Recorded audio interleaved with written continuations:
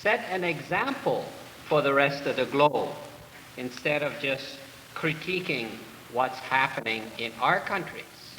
And I thought that was very fair and very honest in terms of an approach. So I see this afternoon's exercise as an effort now in a context of global interdependence to look at our own backyard and ask ourselves, what can we do?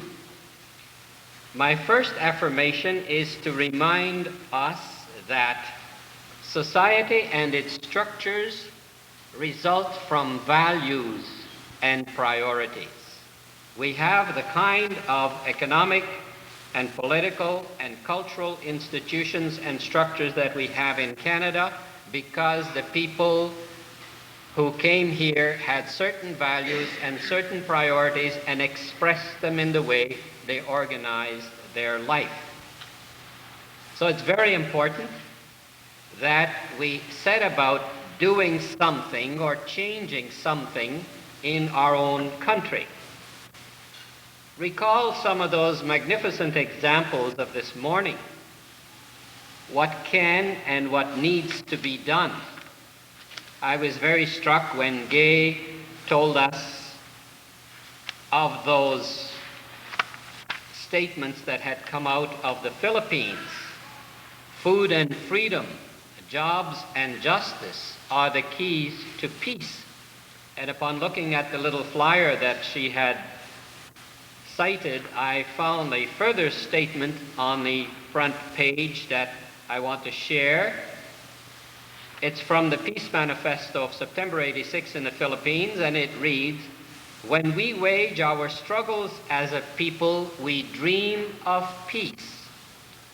The peace that rises out of the process of resolving and in the actual resolution of our problems from the roots."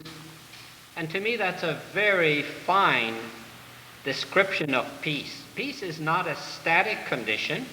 It's not a once-for-all thing. It's a process.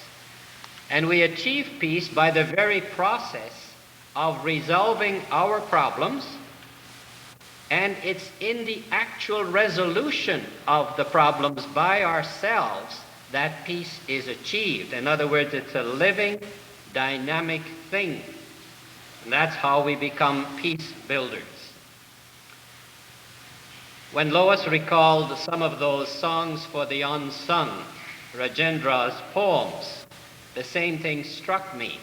There's that constant restlessness to bring about a more just society. Jean gave a very good description of what is at fault with the Western model of development. And to hear her quoting this morning, I could not but agree. But then I had to say to myself, we here have bought that Western model of development. We're living in that model of development, which, when seen from a global perspective, we recognize as faulty. Now, will we admit that we ourselves here in Canada need to change our own system? And there are things we can do.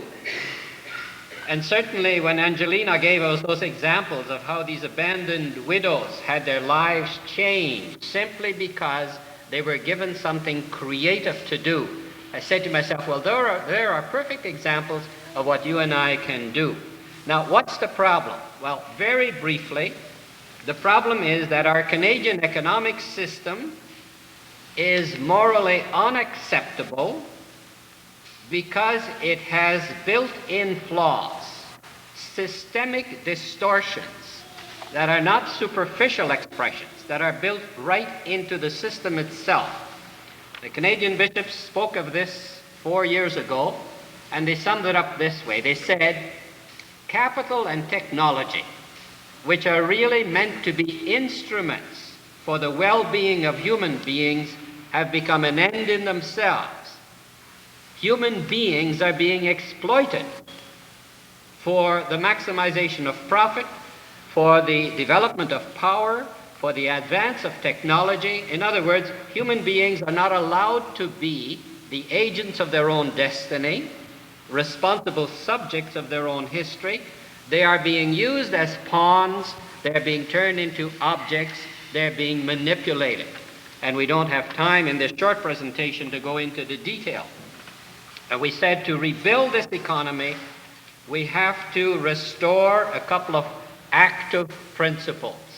And among the principles that we need are, first of all, we need an economy that absolutely respects the dignity of human persons, never under any circumstances sacrifices the person to the system, never violates, never manipulates the person, but rather serves it.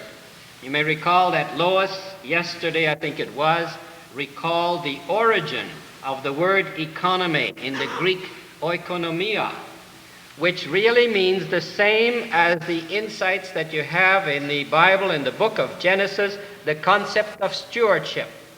An economy is a stewardship, and the one responsible for the economy must see to it that the needs of everyone are met. And that's the problem. Our economy is more and more serving the wants and the power of a few, and it is marginalizing increasing numbers of people. To me, it is simply unacceptable, ethically, morally, that in a country as rich as Canada, in natural resources, you have hungry people, you have people without clothing, you have people without houses. That's not acceptable. And don't let the economists tell you it can't be done, because if they say that, they're betraying their responsibility as economists, and they're talking politics and they're talking ideology. It's a question of political will. Lois will be touching on the political aspect. I won't go into that. Besides, I've only got 1 minute left to go. If I'm to respect the 10 minutes, what are the things we can do? Get involved. Join with friends in groups, in communities that can support you and that can survive, so you don't burn out by constantly beating your head against stone walls. In terms of projects, I'm going to mention one. The Canadian bishops just recently came out with a statement inviting people to get involved in a discussion of the issue of free trade. It's a little brochure called Ethical Choices and Political Challenges. I brought 5 copies along. I don't know why I did it, but suddenly I realized they might be of interest to some people. I have a few here. They're available at $3.95 a piece if any of you would like to see them. The reason why I recommend this is because it's a working instrument which not only helps you to look at the issue of free trade, but it also recalls all those basic values that we have been expounding, such as dignity of the person and how to restructure the economy, etc., that I thought might be helpful to you. So that's my little contribution here, and I apologize I ran over 20 seconds.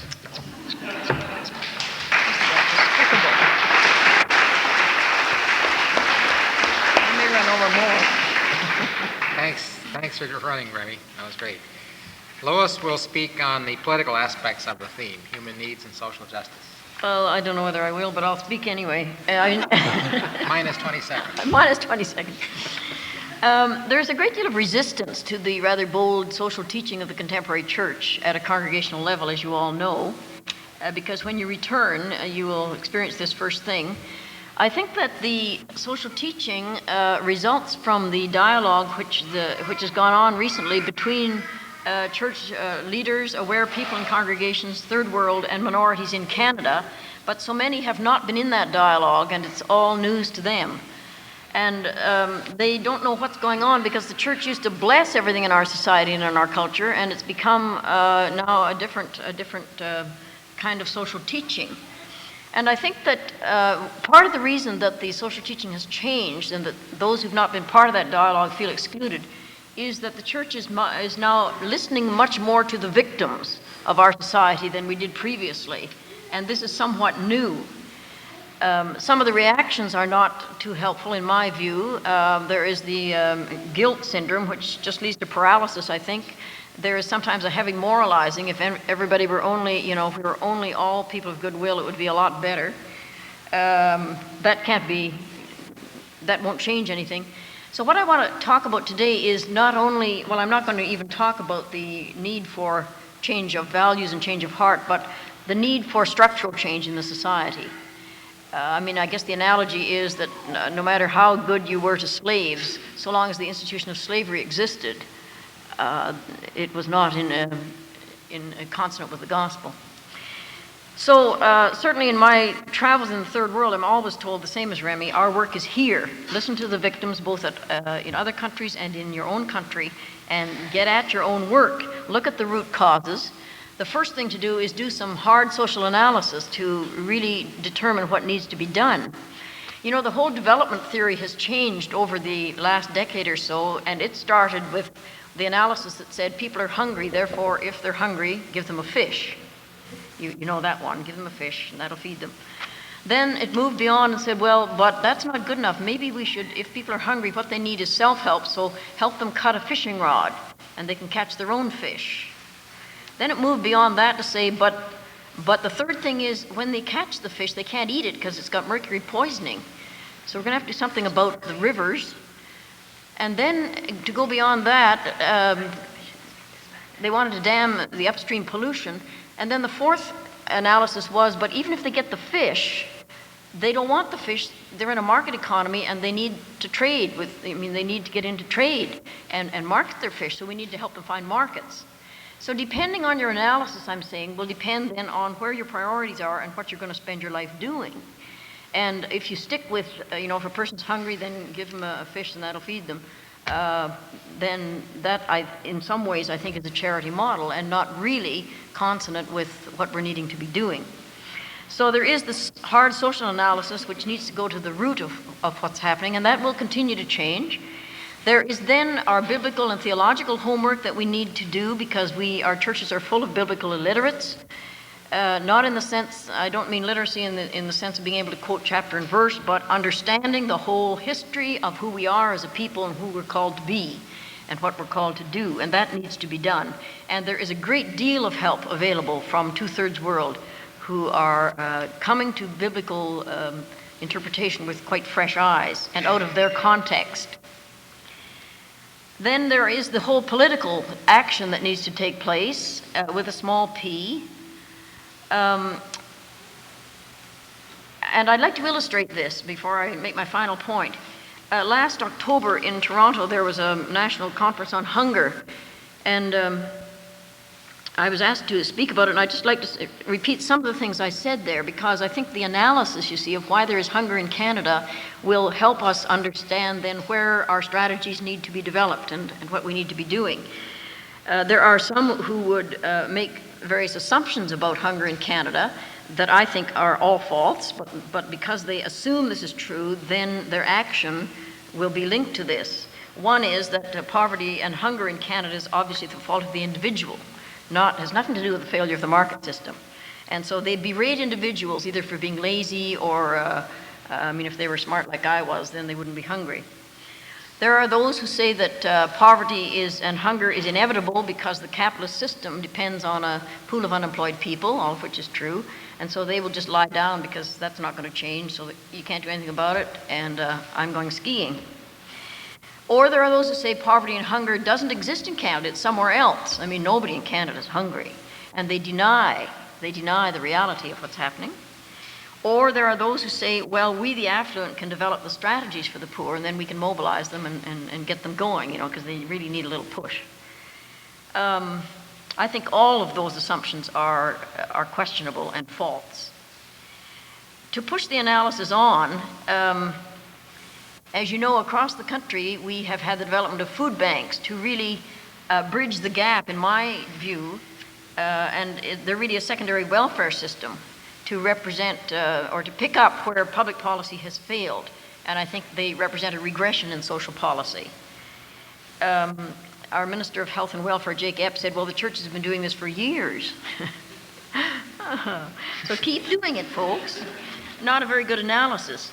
In the meantime, I clipped this out of the Globe and Mail of October 8th, 86, and it has a big headline, Loblaws is proud to support Share Thanksgiving. Why? Because for many of our neighbors, hunger remains a serious problem. Only with your help can we reach the thousands each month to provide the basic nutrition that's needed? What? Fill this bag with the most needed items. Listen to the most needed items. Beans with pork, powdered milk, peanut butter, macaroni and cheese, pasta, canned meat. And make your donation. So anyway, this appeared in one of our papers and was held up as a great thing. That wasn't it wonderful that Loblaws has a good heart. On making some inquiries through Bruce Laurie, who's been active in the whole food distribution analysis in Canada, he told me that all Loblaws warehouses are electronically controlled, and there's a certain amount of goods, if they are not sold in a certain period of time, they are removed from the shelves. I mean, they have to be gotten off. If there are any goods that are dented, they have to be also cleared. So what are they going to do with all this stuff? Charity is in the self-interest of Loblaws, and therefore maybe people who don't have any social analysis will join in. So I talked about this at the Hunger Conference, and to my delight, Loblaws came over to visit me, their PR person. So I must have done something right. So much of what we're after, I think, has to be a hard social analysis of what are the roots of, for example, in this instance, of hunger in Canada, which I think has to do with the food distribution system, more than that people are lazy, da-da-da-da-da. That's the political part of it. Let me finish up by saying that I think that in terms of what we do with our lives, it's more useful to have one main focus than 18. Because we begin to see through this weekend, and some we've known this also, that there is an indivisibility of the issues, that one rolls into the other. And no matter which one becomes involved in politically, theologically, or whatever other level, the other issues will be there. But, I mean, biblically speaking, the image of the church is the body of Christ, so I don't have to be the ear. Remi can be the ear, Murray can be the nose, I mean, I'll be the mouth. But I mean, we don't all have to do the same thing. Like, that's good theology as well as it spares all of us a longer life. So, I mean, we're in a community, folks, and we need to develop our own expertise with at least one main focus, but don't try to do it all, because I think that's counterproductive. I think that one of the other things I'd say is that to really work at human needs in Canada, we need to work in coalition or in cooperation with others. You know, we're very arrogant people, and we very often talk as though we're the only ones. I mean, you know, was it Elijah said, only I am left, God, you know, all those others have deserted you, but I'm still with you. And quite often we forget, you know, that I think it's 1 out of 4 people are Chinese. They've got some thoughts too. So that we are in a community and we need to work in coalitions. Within Canada, we'll be working at that tomorrow as we look at alternatives, creative alternatives. In terms of Canada and the rest of the world, I wanted to say very briefly some things about the ecumenical coalitions, which I've mentioned before, and I'll leave this kind of dossier on the coalitions back with the freebies at the back, but don't take it. But it will give you the addresses of the coalitions with which you may wish to be in contact, because they are informational, most of them are action-oriented, and to my mind they are one of the very creative, unique responses of the Canadian community to the world community. I haven't found them in any other country. I mentioned the Canadian Asia Working Group. These are the groups you see that get telexes all the time about what's happening in South Korea and Vietnam, and you phone them up and they've got the information as of 2 hours ago, so that they know far more than our governments. Some of them now have the relationship with external affairs that they will actually accept some church documents and some church analysis as to what's going on in various countries, because they have recognized that we are closer to the grassroots and in fact have better ways of communication. There is the Canada-China program. These are all, by the way, ecumenically supported by the mainline churches in Canada. There is the Interchurch Committee on Human Rights in Latin America. There is the Interchurch Committee on Africa. There is GATFLY, which is on trades and tariffs. There's 10 Days for Rural Development. There is Project North, which supports Native peoples north of the 60th parallel. There are Plowshares, which is in peace and disarmament. There is the Church's Task Force on Corporate Responsibility, which has gained prominence, I think, mainly with its bank loans to South Africa action, and the Interchurch Committee on Refugees. So those are the things we've been talking about. The instrumentality is there. So I would urge you to look at this hook up with one of them. You may want to do more than one, but make a main focus and a main thrust, connect with others in Canada and the world who are doing the same thing, and go from there. Thank you.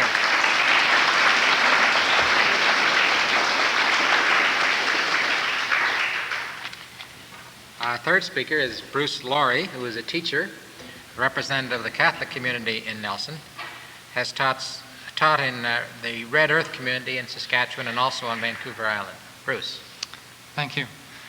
I feel very inadequate in talking of the native question of Canada, but I'll do the best I can. I've experienced numerous years on the west coast of Vancouver Island, working in communities there, and then I had the experience of working in Red Earth, Saskatchewan, which is, I say northern Saskatchewan, but it's really about central Saskatchewan, just above the agricultural belt.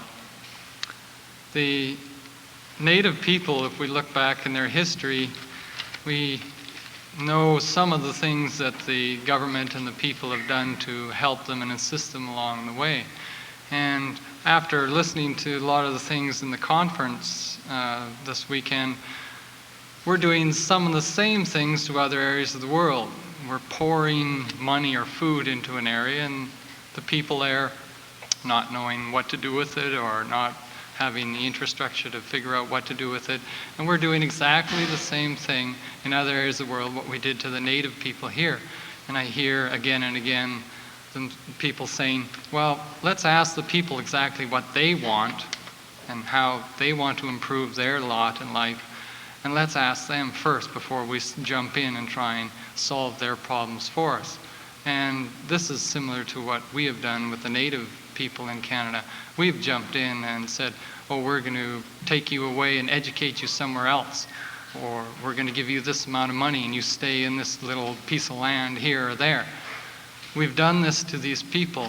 And what we have done, and that I see as a teacher, is we've taken away all their self-esteem. They don't feel good about themselves. Someone else is taking care of them, so they don't have to worry. And they're taken care of, but they've lost their self-esteem and their dignity as a person. And as soon as you do that, then I think you have a real problem. How do you build that up again? And that's, in the Red Earth experience, what we did. We went in and we tried to help them build themselves up, be strong people. And through many dealings with the youth, we were able to do that. But it's quite easy to break down. All they have to do is come across one person and it can wipe out years of work. So what we have to do with the native people is treat them as people. Give them the responsibility of taking care of themselves instead of letting the government do that. Now, this group was showing me that in some cases, as much as $28 million were being poured in. That's what was on the books, to help the native people in a province. And when they looked at it, how much got to the native people? $5 million. Now, you talk about sending aid off to somewhere else, and some of it being 2-3% goes to administration costs. Now, our government is doing this, so well in excess of 5 and 6%. It's much greater than that of what we do as trying to administer this money to the native people. So in Red Earth, they were developing their own awareness, trying to build in their own government. And recently they tried to get some changes in the Constitution so that they could do things for themselves. On the Red Earth Reserve, I was teaching physical education. And in that graduating class of grade 12, they already knew what jobs those students would do. That one of the students in my class was going to come back in 3 years and take my position. It was already worked out of every single job on the community that was in white control, because the white person was needed for the expertise as plumbers, electricians, etc. it was slowly training all those people to be able to handle things themselves. And that's what I think we have to do. We have to do that hands-off policy. Let them fumble, let them fall sometimes. They're going to make mistakes, we make mistakes too. But let them have their own self-esteem. Let them have their own running of their own lives. Let's not sit back in our chairs and say, no, they should quit drinking, or they should do this, or they should do that. It's very easy for us to sit here and do that. We have to turn things over and let them run their own lives. Thank you. Thank you, Tom.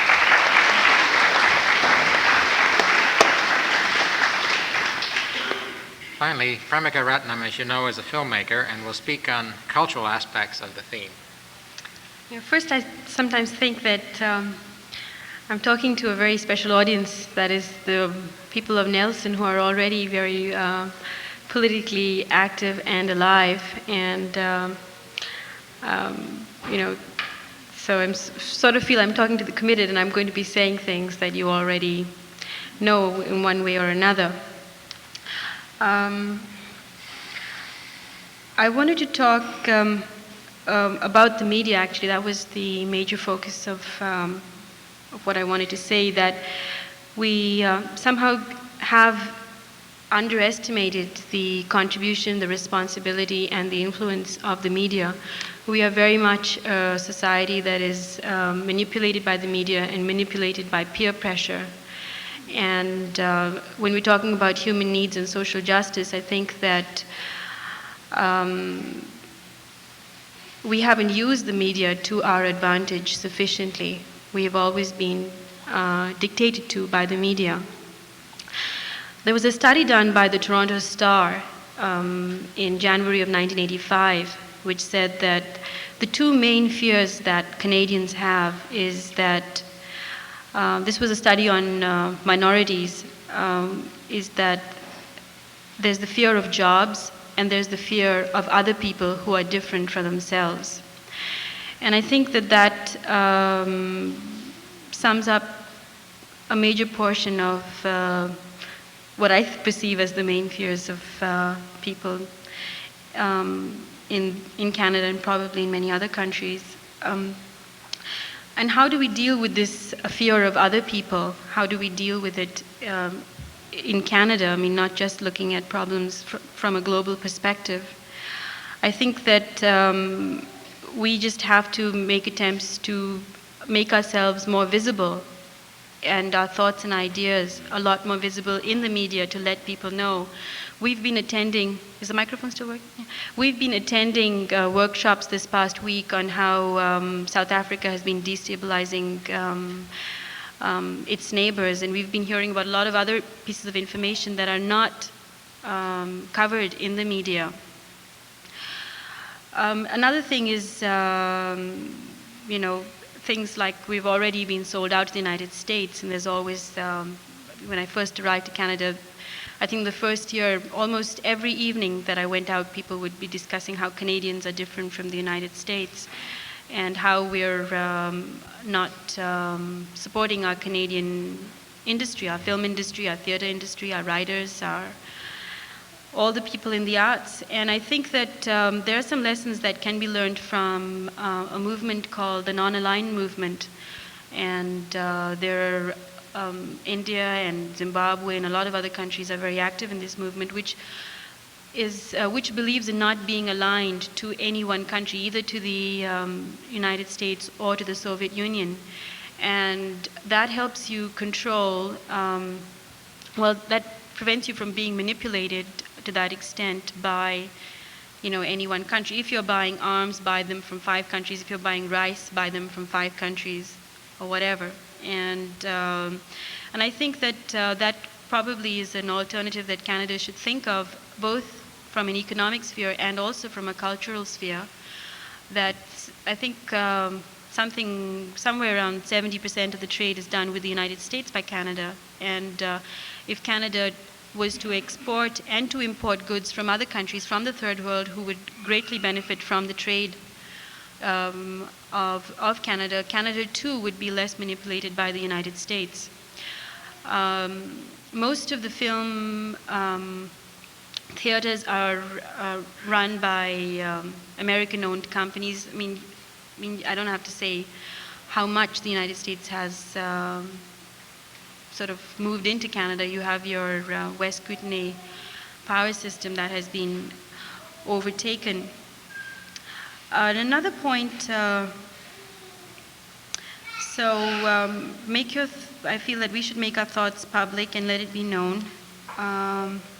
The other thing that the media does, which I mentioned briefly about, about concealing information in other countries, it also conceals information in Canada.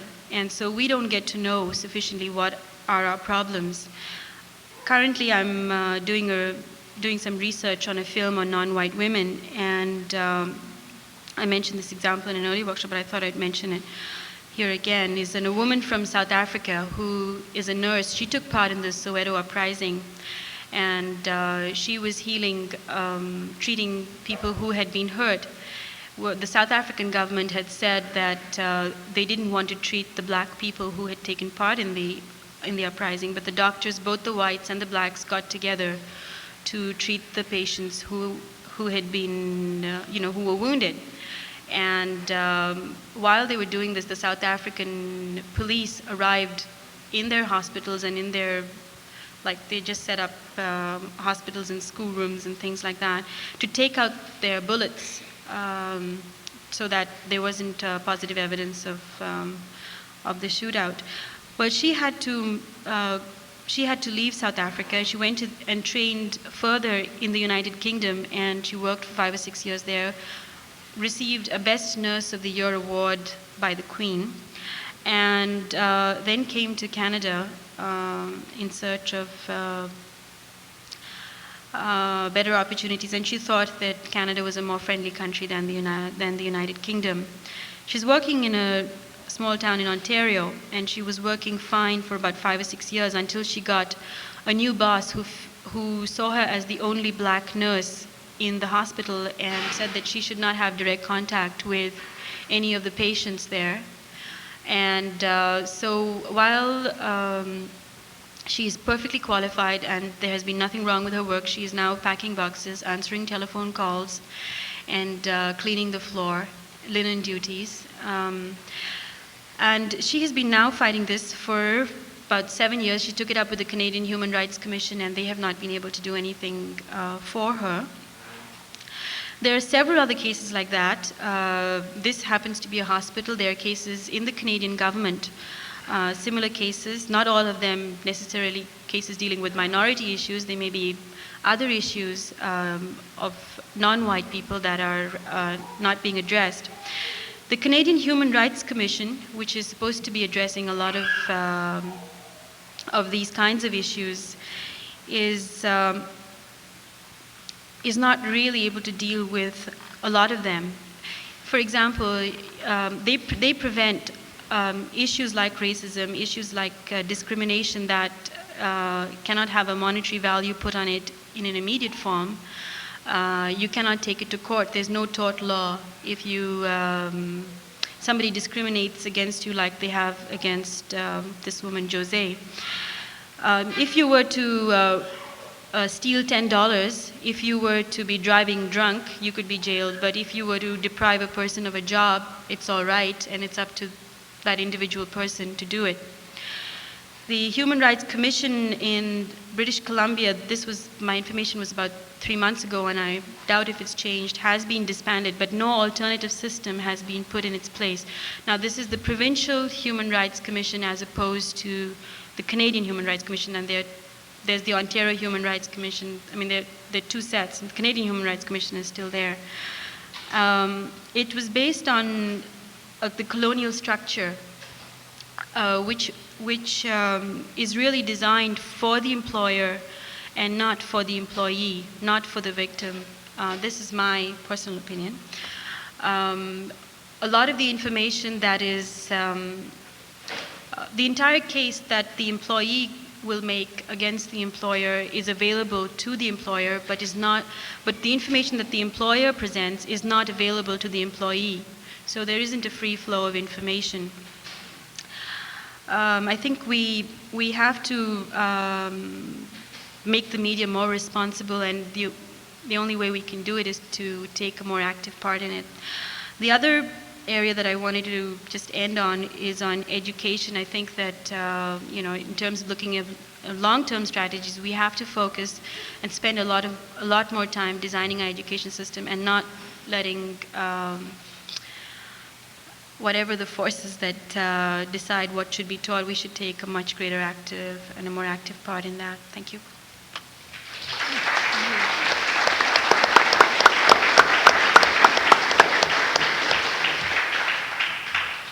Okay, we have time for a couple of questions.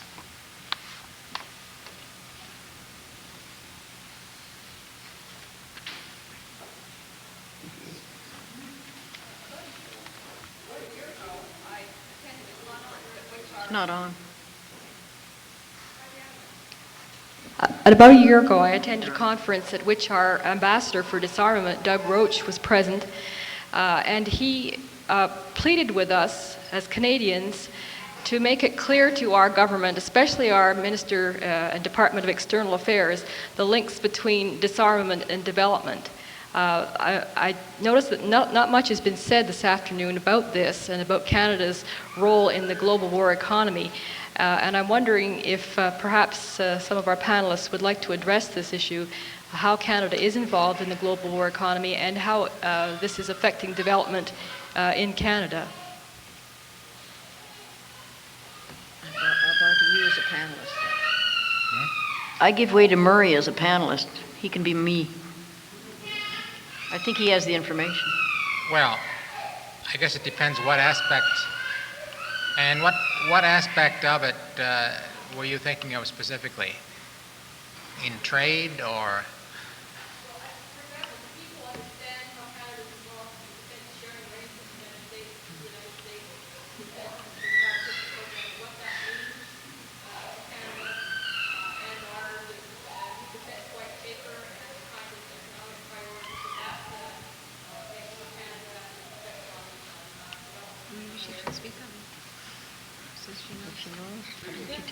Why don't you say a few words on it, and I'll correct you if you're wrong. Why don't you tell us the answer to your question? Why don't you speak on especially on the white paper, Anne? You know quite a bit about it. Yeah, submarines in the Arctic and all that.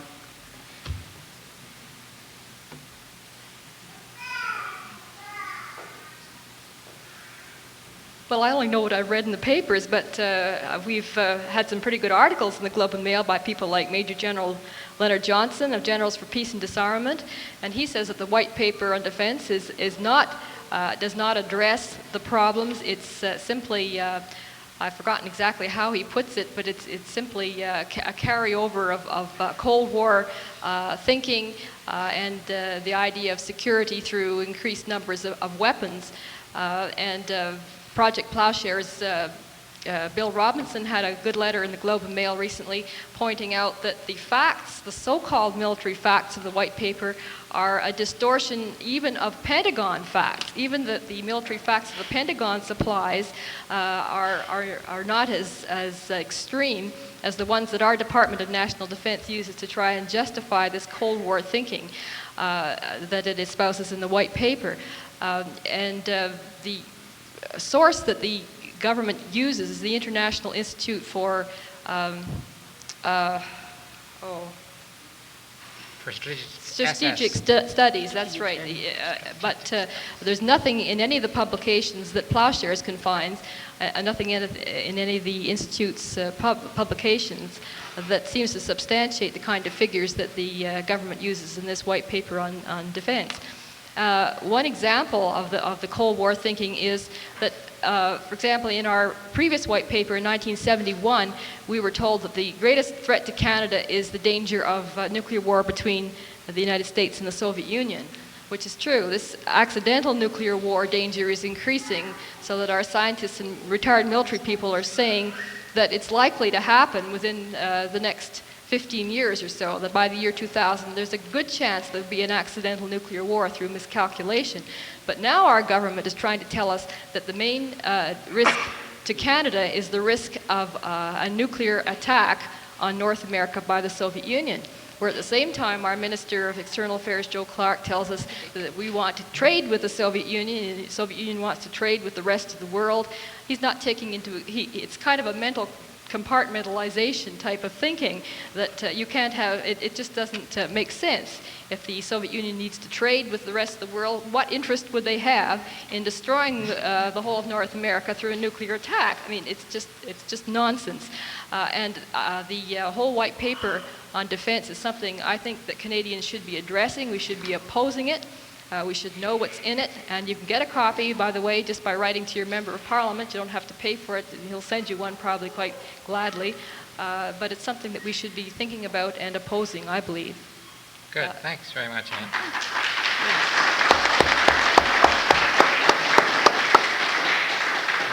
Premika would like to speak to that. I just wanted to just add something in addition to that, which is that, people in Canada are always thinking about a nuclear war, an impending nuclear war. And if right now 1 in every 4 countries is at war today, and if there would be a nuclear war, it would probably escalate from one of the wars that's going on right now. The United States and the Soviet Union do not have the courage to fight out their wars in their own countries. They rather use other countries to fight out their wars on. That's all. Good. I'd like to add just a personal story. About 5 weeks ago, I was a member of a small group, delegation, the group of 78, by the way, Lois, Oh, good. to see Joe Clark. And this was about the white paper, of course. And before going, I phoned the Center for Defense Information in Washington, which many of us have used as a resource. They put out something called the Defense Monitor. Admiral Carroll, Admiral LaRocque, other retired admirals have been very active members of this. And I asked them specifically, what are the military notions down there, military viewpoints about Canada obtaining nuclear subs? And they said, by and large, they thought it was a crazy idea. And they gave a number of reasons.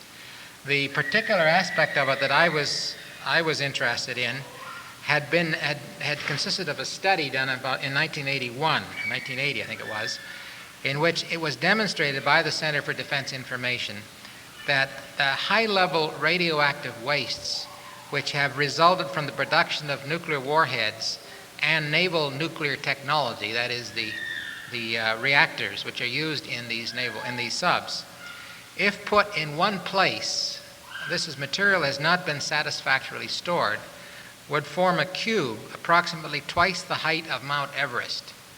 This includes all of your Hanford stuff, of course. And this was back in 1981. Well, they're producing nuclear warheads at the rate of over 1,000 a year, and they've produced 150 or more nuclear submarines, and now we're going to, how many we're taking on? 10, 6? Too many, anyway. Yeah. So in a very short period of time, I pointed this out to Joe Clark and asked him what his views were. Well, his views were he was going to check it out. So presumably he's checking it out. I'm glad you raised the question of the white paper, because it is certainly a very large step backwards in the views of not only, as I say, not only pacifists and peace people, but quite a few of the military people as well. Anybody else want to speak on this? Yes.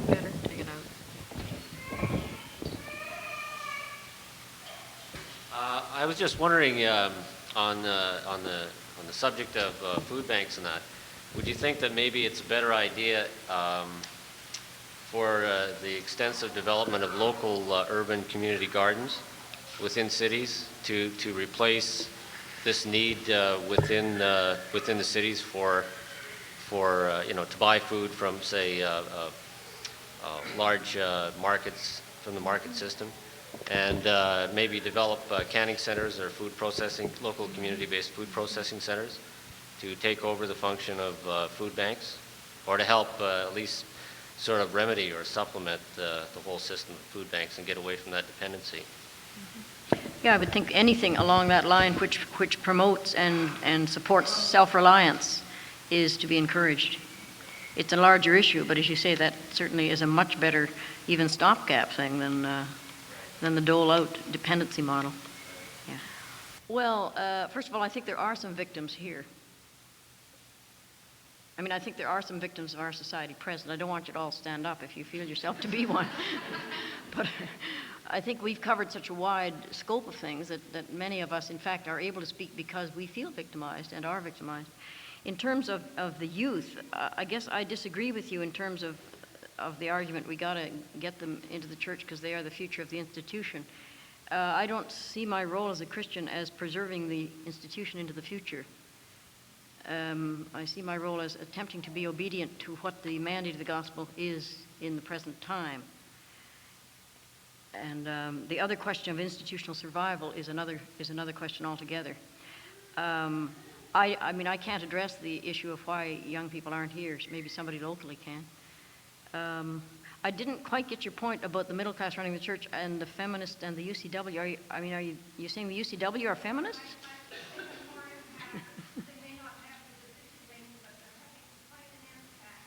Oh, they always have.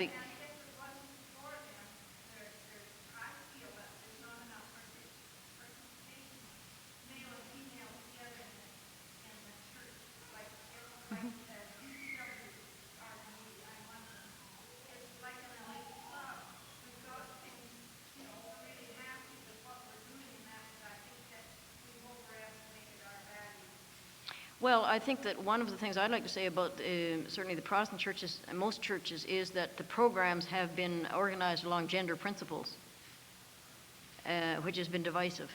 And I think that's not helpful. And also in terms, I guess, of she who pays the piper calls the tune, I mean, many churches would not survive except for the UCW, so they do hold the money bag. So there's a lot of power there, whether it's conservative or progressive. I'll leave it up to you to say. Okay, thanks. We've now reached the time when we would break into groups. I always knew the truth would come out at the end. Any other ways? Well, that's looking at the problem from the wrong end. This is another one of those popular myths that have been visited upon us by a government that has horrendous agricultural policies, and by deceiving us into the idea that we could have cheap food produced in great quantities. They have masked the fact that what they're doing is in the process of destroying our agriculture and making it a cog in the wheel of the global market system where food is grown in competition at lower than production cost, subsidized by governments that are increasingly using it for political and, yes, military reasons.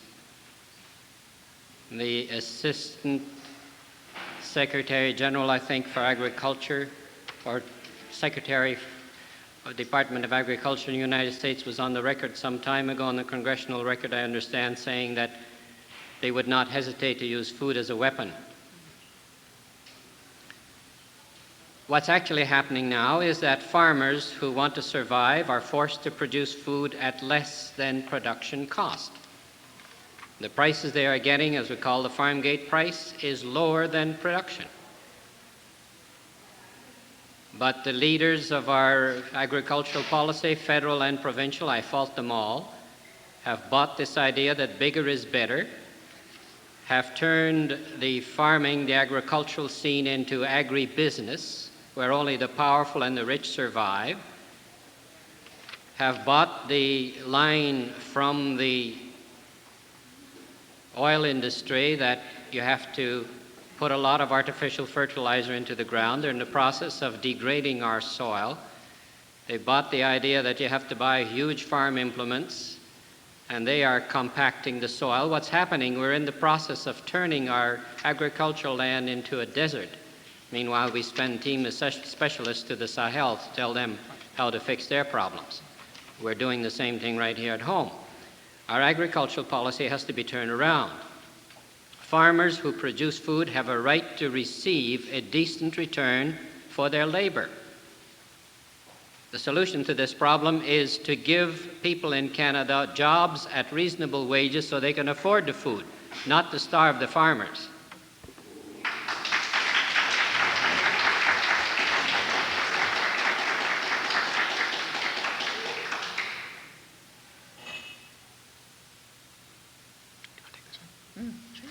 Thanks, Remi. Question: how can we bridge the ever-widening gulf between the persons who are educated, committed, and aware in peace and social justice issues, and the majority of Canadians who, through apathy, ignorance, despair, guilt, or fear, fail to become involved?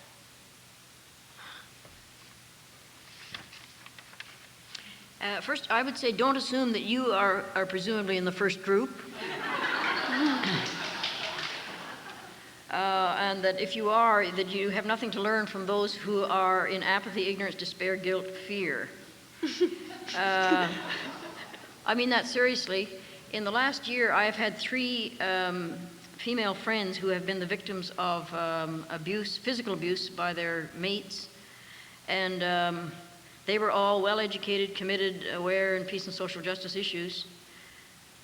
But they were also in despair and fear. They didn't know much about why this was happening to them and had happened to one of them for the last 11 years, nor did they know why they stayed with that person in that abusive relationship. So what I'm saying is that we have a great deal to learn from those who are in situations of ignorance, guilt, and fear, if we presumably put ourselves in that well-educated, committed, aware group, which I don't think all of us can assume. I'm saying that people in the situations of ignorance, despair, guilt, or fear are able to help us in the analysis, and they are the victims, and we should be listening to them. Second thing is, don't spend all your time with people in the educated, committed, and aware group. You have to be very intentional about getting out of that prison and getting associated with people who are the victims. My husband and I were ministers in Kingston for some years, and we had a terrible time trying to get anybody from the congregation to really even visit prisoners in Millhaven, particularly the lifers. They didn't want anything to do, and particularly sexual offenders. They didn't want anything to do with visiting those people because you know what they're like. So it has to be very intentional, I think, to get yourself out of that presumably elite circle into where the reality of human life is happening. And thirdly, I think it would be helpful, if you want to help bridge this gap, to buy a good, strong clothespins for your mouth and earphones for your ears, which would make you listen. What do you do with yours? Took them off for today. Okay, here's another one. Some people in our society have permanent, full-time work, and sometimes too much of it, while others can't get into the workforce at all and face a lifetime of unemployment. How can more justice be brought into the situation? For instance, how can reluctant employers, including the government, be pressured into permitting job sharing and part-time work? Premika, take a look at that. I think that there have been several studies done on unemployment and strategies to change, and they said that job sharing is the only way of the future. In terms of how can reluctant employers, including government, be pressured into permitting job sharing and part-time work, I guess it's for us to form a strong lobby group and to raise public consciousness in terms of not giving secondary status to part-time work and creating maybe some, highlighting a few people or a few organizations that are doing job sharing and doing it successfully. There are some companies that have adopted it, and the employees are quite pleased with it. I was reading an article about 3M Canada that was trying that out, of employing people on the weekends and 3 times a week, and there've been other people who've tried it out. I think those kind of opportunities need to be promoted in the media a lot more. Affirmative action is something that is being pushed in Canada, but it needs to be pushed a lot more. I don't know what else. I think we have to look in terms of both in terms of short-term and long-term. We can't do both together, and we are right now have to look at the long-term, which is raising consciousness. You might have some other things to add on that. Well, I have a question for all these people who are gleefully discussing job sharing. I'm all in favor of job sharing, but I have a question. How do you share jobs that don't exist?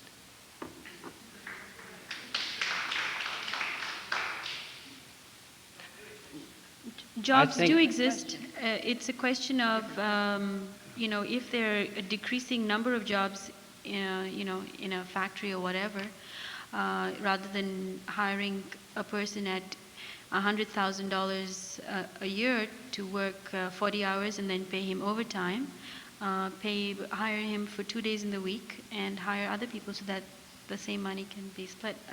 I'm not saying that jobs don't exist. You have problems in cities where jobs have been taken away, but I think that there are a lot of jobs there which can be shared by many more people. It's not an either-or situation. No, but just to pursue the point, I have no problem with existing jobs. I'm all in favor of sharing them. But there's an assumption there. Yeah.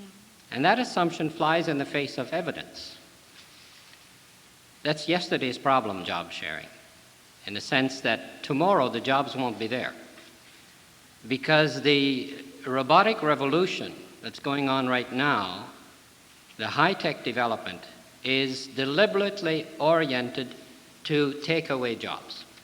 There's no doubt about it. That's the plans of the multinationals right now, is to reduce the labor factor in production. That's the orientation, globally. It has two effects. First of all, it's going to take away a lot of existing jobs. Most of the routine, ordinary jobs that exist today that are basically repetitive, manual labor type of things, apart from some jobs in the service industry, I'm talking now particularly in production, will be gone. The robots are taking them over. That's the pattern of the future. What will be left is jobs of a much lower income in the service, etc. There's a deliberate effort going on right now, as you know, to break the power of the unions, and it's largely successful, particularly in the United States, but it's succeeding more and more in Canada. And that's planned. We don't have time to document that here, but I can tell you that is actually part of the pattern. So what do you do in the world of tomorrow where a tiny minority of the population can produce all the consumer goods that we need, and where the majority of the population, in terms of the market economy, are useless? They're not needed. And that's why the question has to go far beyond just these technical adjustments to a reconsideration of what work is all about, and a policy whereby all forms of creative work that promote the common good are entitled to remuneration. And to take another look beyond the very narrow prism that has been imposed on us right now by the consumer producer society that sees only those jobs as being important which relate to the gross national product, and recognize there are many things, many services that are needed in society that are not being rendered right now because they don't fit the market economy. There's all kinds of services we could render to one another in society, like taking better care of our elderly people, like giving the youth something to do that is socially constructive, like giving outlets for all those people who are now considered overqualified because they've been laid off or their companies have been bought by some other firm and they're sitting there with nothing to do, and a lot of social needs that could enhance the quality of life in terms of the arts, in terms of our parks, in terms of cultural development, etc. It's just a matter of using our imagination. But we have to break the stranglehold of the market-oriented gross national product, production-oriented kind of economy that will only allow remunerated jobs to exist in those areas that make money for the multinationals or for the government or whomever. So the real challenge there is to rethink the nature of work and what is actually a creative, constructive contribution to society. And I know it's not simple, but we have to look far beyond the limited, narrow vision of present structures. Lois wants to add something. I'm going to rebut. Good for you. Or raise some questions. I mean, I think in the interval, many people would like the job sharing, until the millennium comes. And so therefore, I do think it's a different question. It may be yesterday's, but some of us are still in yesterday and would like to look at job sharing, particularly women. In terms of what you say about, we need to talk more about technology and what we do about technology and whether we turn our back on it. I'm delighted to have a dishwasher or a washing machine for clothing. And I was brought up without one. And I really do think that technology has done, I would hate to give it up. So technology has yes and no, and we need to look at those factors. The flip side of work, of course, is leisure. And so it's not only a rethinking of work, but it's a rethinking of leisure. And again, you see, many women, we've spent our lives looking after the old people and looking after all the social things, and we're kind of interested in this other area now. So there needs to be some coming together there. Maybe we have a theme for next year's conference. May I just very briefly say that I don't in any way criticize technology. We need technology. My question to technology is what kind of technology? Because right now the orientation of technology is towards the destruction of jobs.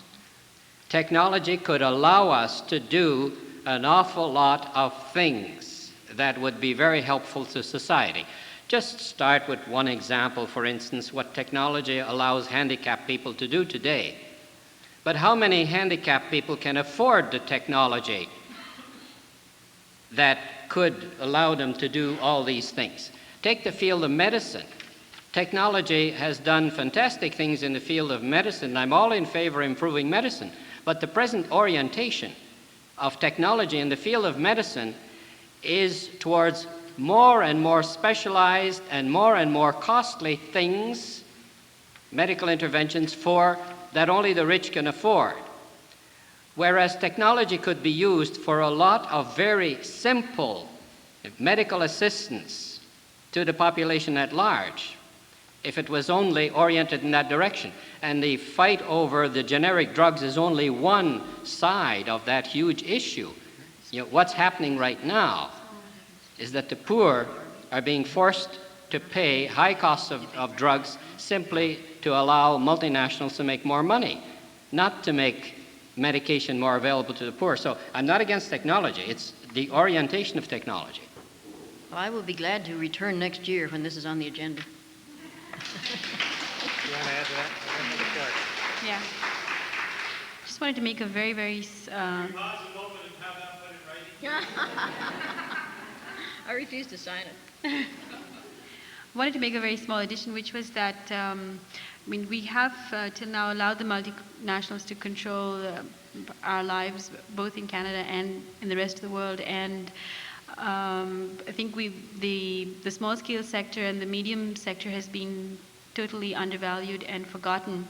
And one of the strategies is to maybe pool our money into our own collective funds, rather than giving them to the Bank of Commerce, and who will be giving it to the multinationals who will be deciding whether we should get a loan or not. What's happening right now in Ontario, for example, is that the insurance rates have gone up so high that large organizations like hospitals have got together to form their own insurance company because they don't want to pay the insurance people, whereas hospitals are, have mega bucks. I think that we can pool our own money into our own collective banks and fund projects that we want to do and employ the people the way we want to employ them. Just an idea.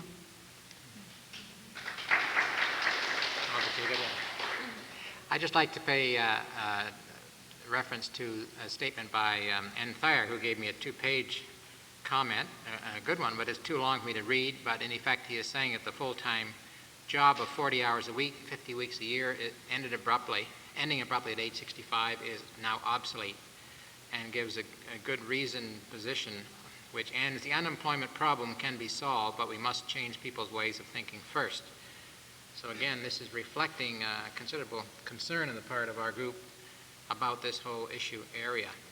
I'd also refer to Walt Taylor and Peggy Taylor and others in Smithers, British Columbia. Some of you are familiar with their efforts to bring together to try to jointly solve the problems of unemployment on the one hand, and the many kinds of tasks which are required to build a healthy society in British Columbia and in the world. And unfortunately, they're not here this year, but they're an important part of this overall effort, I think. Okay, we have about 5 minutes left, and we've still got 3 or 4 questions. This one, I'd like to see a little bit of attention given to it. Is it possible for the native people to survive economically, particularly in the North, and still maintain their culture? For example, learning English is a must for most jobs. Can they determine their own destiny without English? Do you want to take a crack at that one, Bruce?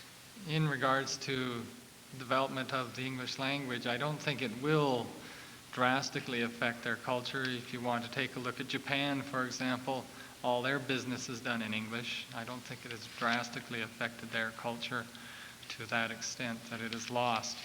I don't think the native people would be lost just by learning English. But if you take away all their dignity, yes, it would be. In the question in regards to in the North, is it economically viable to have a group of 1,000 people north of the Arctic Circle that could survive on their own? Yes, they could do it on their own, maybe with some assistance, but they could develop their own structure of development, and that could include tourism and things like that. If you take a look at the sealing on the East Coast, how they used to go around and club the little seals to death, and now that's changed. And what have they done? There's a tourist industry now that is bigger than they ever got any money out of the sealing. They're making more money on the tourists going to see the seals than they ever made out of the seal pelts themselves. So things can turn around, and tourism could be one of them, or there is many other things too. Thank you. Anybody else? There's another side to that seal industry thing. In the process, they destroyed the cod fishing industry because the overpopulation of seal is now polluting the waters, and the fish are ingurgitating an awful lot of disease. And talk to the people in the codfish industry, and you'll see what a disaster it is when well-intentioned people upset the balance of nature. And anyway, that's another issue. But I'd like to come back on that question about the native people. I'm a bit concerned about the very wording of the question. Survive economically. What does that mean? Are we assuming that they're going to survive in our economic system the way we define it, which is a rejection of their culture? What's wrong with letting the native people determine how they want to live according to their own culture? What's wrong with accepting the fact that the native people, for instance, could be the most effective defense of northern Canada?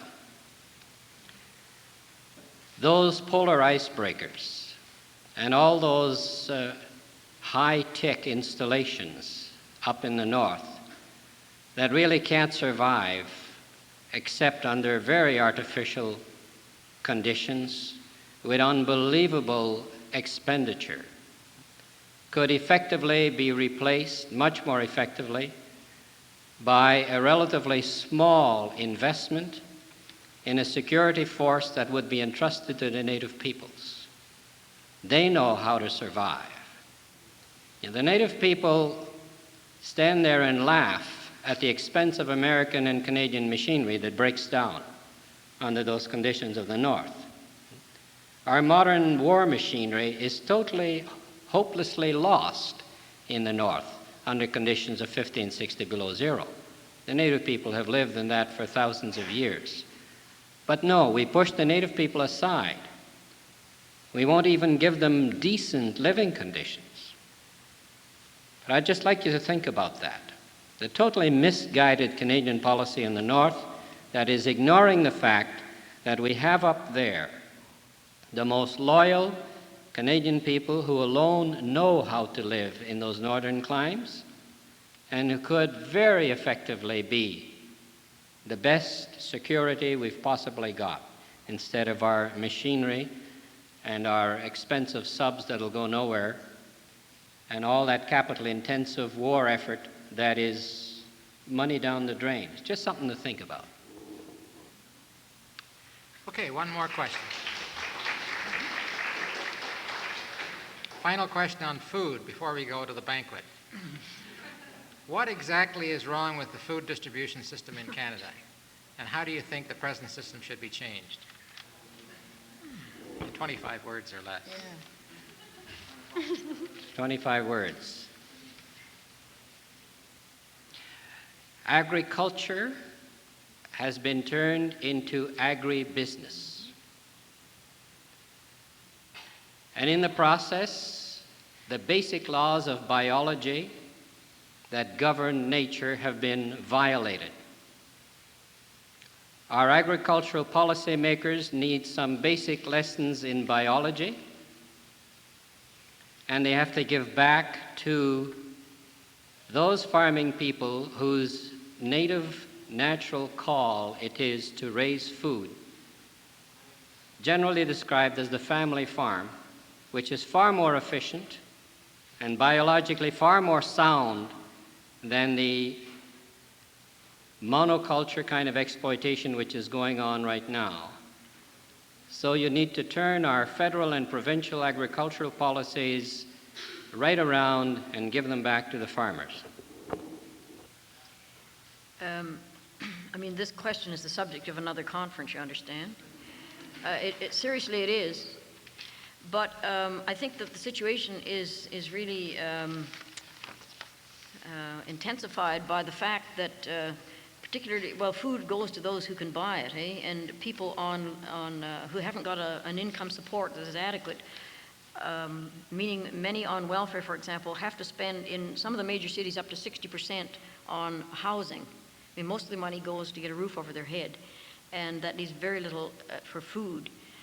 And it reflects the government priorities, which are not into affordable housing. I mean, in Toronto, we're just building the dome, the condome, and that reflects a priority which is not very acceptable when there isn't affordable housing, and that cuts down the amount of surplus money that people have to buy food. So that's certainly part of that whole food thing too. Social priorities. Okay, the last comment is from groups 9 and 10. It's not a question, simply a comment. I myself have the responsibility to contribute who I am to the whole. It's not a bad thing to end on. I assume that applies to all of us. Thank you very much. Thank you, the panel members, for this good session. We'll see you tomorrow. Okay, I got to get going.